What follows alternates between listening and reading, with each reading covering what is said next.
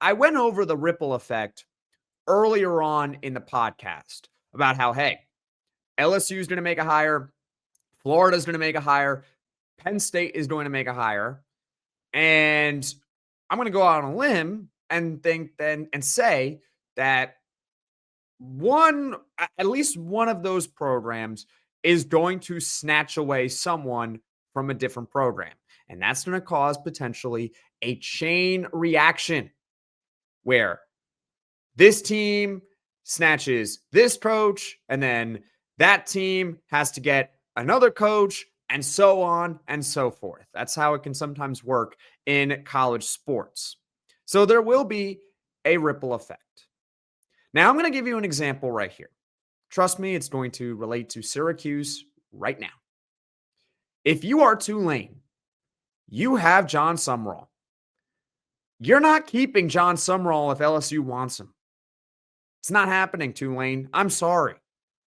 LSU's checkbook, I don't care about the buyout with Brian Kelly. They're going to outbid you by a lot. John Sumrall, if he stays at Tulane, it's because he was either A, not hired, or B, he stayed out of the goodness of his heart. It is not because he wasn't offered significantly more money. That's for sure. So if you are Tulane and John Sumrall does get snatched up by LSU, are you calling Fran Brown or are you not calling Fran Brown from Syracuse? I'm going to give you another example. Shane Beamer at South Carolina. He could potentially leave and take the head coaching job at Virginia Tech. And Brian Smith brought this up when we had him on a mini podcast, I believe last week. He's a recruiting expert here at Locked On. He hosts the Portal podcast on the Locked On Podcast Network. Also hosts Locked On Florida State Seminoles. Does a lot here at the network.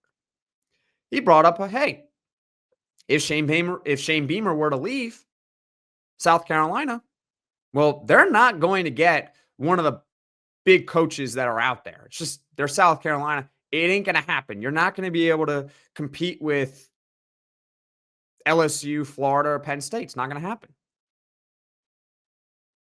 But are you calling Fran Brown? Could that be a possibility?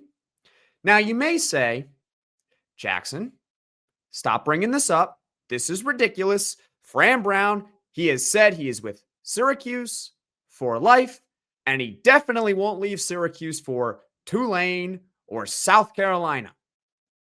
I understand. I get it. But let me ask you this. If let's assume, I'm going to guess that you're probably working at a company right now. Okay. You're working at a company. Okay. And a different company, maybe a competing one, offered you a significant raise to do basically the same job. Yeah, there's going to be differences.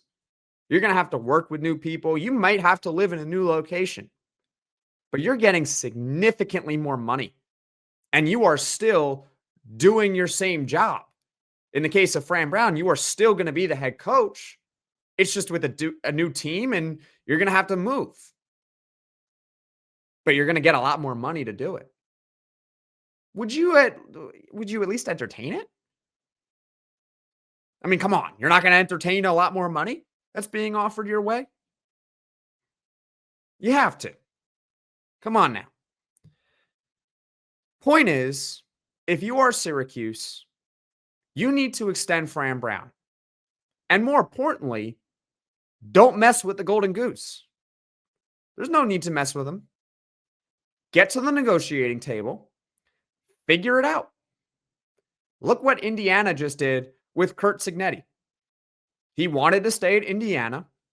He probably would have been offered the Penn State job, maybe the LSU job, maybe the Florida job, but he wanted to stay with Indiana. And the two sides came to an agreement. If you're Syracuse, you can do the very same thing potentially with Fran Brown. In fact, that's what I'm advocating for. Do the very same thing. There is no need to piss off the Golden Goose at the negotiating table because I have seen it and I know I'm young. I get it. I'm 23 years old. I'm a young kid. I understand. Young adult, I should say. Come on, I got to give myself a little bit of credit here. I'm a young adult, okay? But I have seen it far too often in sports where everything's all rosy and dreamy, and the two sides love each other. The player, the coach, the managers, they all love each other. It's perfect. The fit's great. The team is successful. You're happy. Everyone's thrilled. The fan base is on board. There's perfect synergy. Makes sense. Then they actually start talking contract.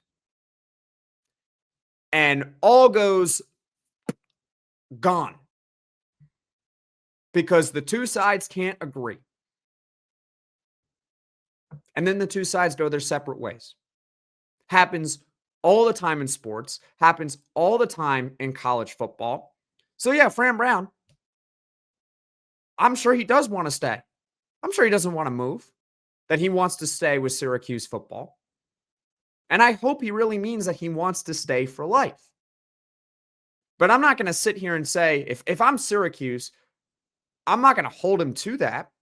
You got to operate like he can leave.